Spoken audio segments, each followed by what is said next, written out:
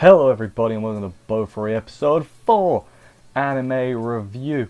Can I just say how much I'm loving the fights in this show? They're not like proper top of the line, but they are consistently very good. They're like back and forth, they're well animated, they're just nice, they're fun to watch.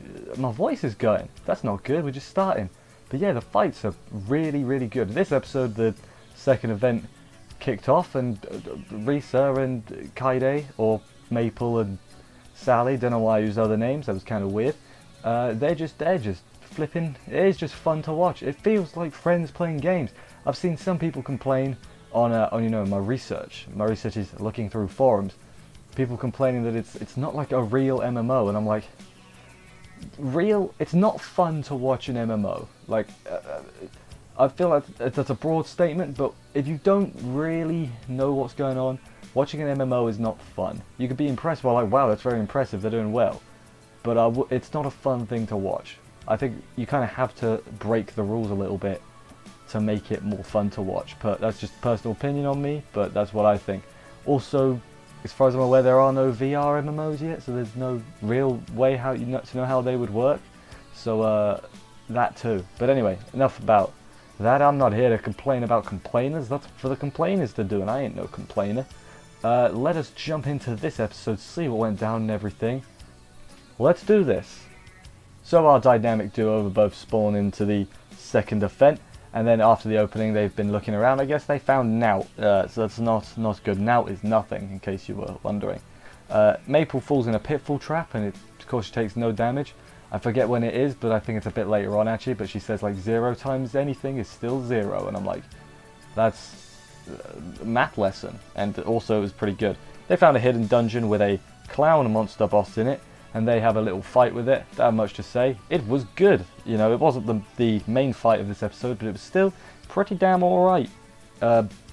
Maple here is using cover move, which is like her ability, which puts her in front of an ally so she can cover them. She's using it to move basically, because Risa or Sally is running ahead, and then she's like, she's running, she'll cover move to cover the same amount of distance, which is pretty damn clever actually. They defeated the thing, got a chest, got 2 medals in it, so that's good for now. After this, they go up a mountain and run into that shield guy whose name I don't remember.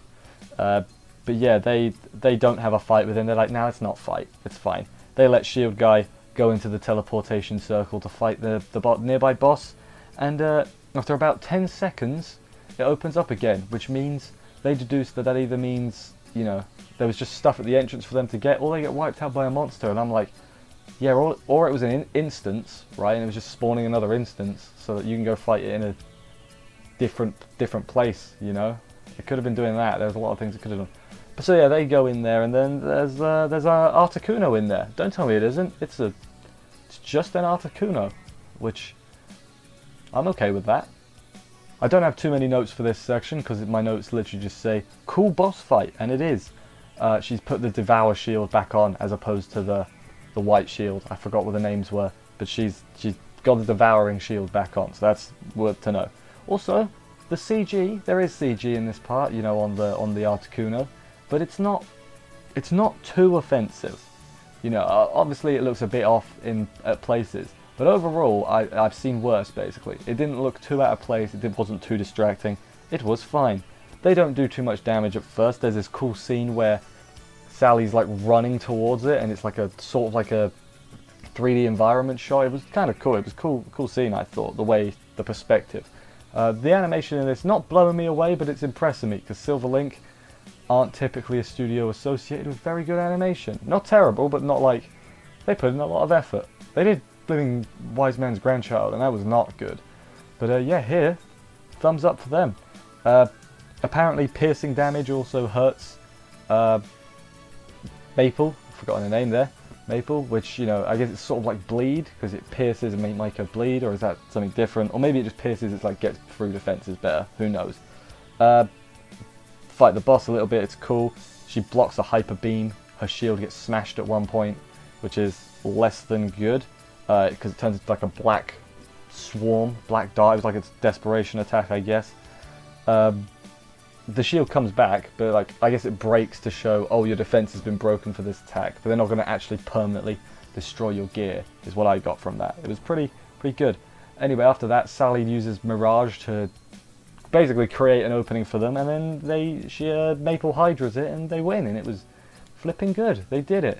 It was a hard-fought battle. You now have to defeat the other two legendary birds. Should have thrown a Pokeball, really. Maybe not. Maybe a better Pokeball. Maybe like a netball. Netballs are the best, right? We then learned Maple got a second chance skill in the middle of the boss fight, which basically is just like you can survive 1 HP. So it's second chance, basically. They got 5 medals from this and also some eggs. When I was like, oh my god, they're gonna have pets. Yes, that's just what I wanted. After this, we see some floating people who are, I assume, like the GMs.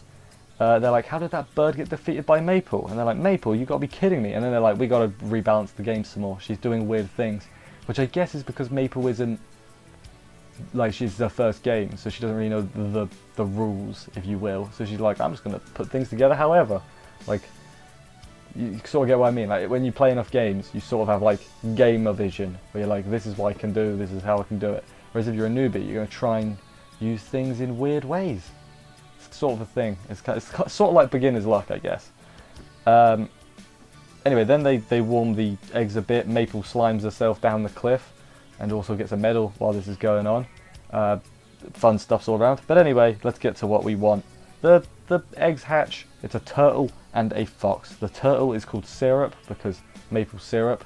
That's Maple's one. And then the other one, Sally's, is called Obero because I don't know. Named after something. Her dog or something. I don't know where the name came from. They don't say. And now basically they're Pokemon trainers. There's a part where they're like, use flipping Fire Tail. And I'm like, this is just Pokemon now? Like, what are you do? We had Articuno and now this. Is this just Pokemon in disguise? Who knew? Then a bit later on, they can like return them to the ring. Like it's like, oh, return, when it goes into the ring. Which, you know, again, it's just Pokemon. But later on, the very end of the episode, they're in the desert and they run into this samurai lady who is asked them about a gold medal that they've got. She was also, we learned she was 6th place in the first event, so she was what, 3 behind Maple, and that is the end of the episode. Good stuff. I'm liking this show a lot. I don't know. I think the general consensus, is probably a bit like, it is fine. It is a all right isekai. I'm not going to get in that argument again. Yeah, I'm enjoying it a lot. It feels like what it should do. It's entertaining. It is just some friends are playing video games to have fun and pass the time, and I'm like, yeah, that's what it feels like. I'm having fun and passing the time with them while watching it. It's really enjoyable. The bosses are really fun to watch. Like, the fights are good. I'm hoping that stays consistent at least, because that's the thing that I think is making me enjoy it more, like making me respect it more and stuff, is the fights are actually well animated, which is, I'm gonna be honest, Silverlink, sort of find them a bit lazy in general. Maybe that's not true. They've had some, like Prismarelli is well animated. They're pretty inconsistent. I think I'd say that. But this is well animated, so you know, hopefully does well. Hopefully they do make more, because I mean, we're only 4 episodes in, but I'm enjoying this already. You know, I'd super be down for more. But yeah, I can't really think of anything else to say, so I'll just wrap up here. Thank you everybody for watching this review. I hope you enjoyed it. If you did, consider subscribing and stuff for more reviews. I will see you next week for another episode of this. And bye, guys.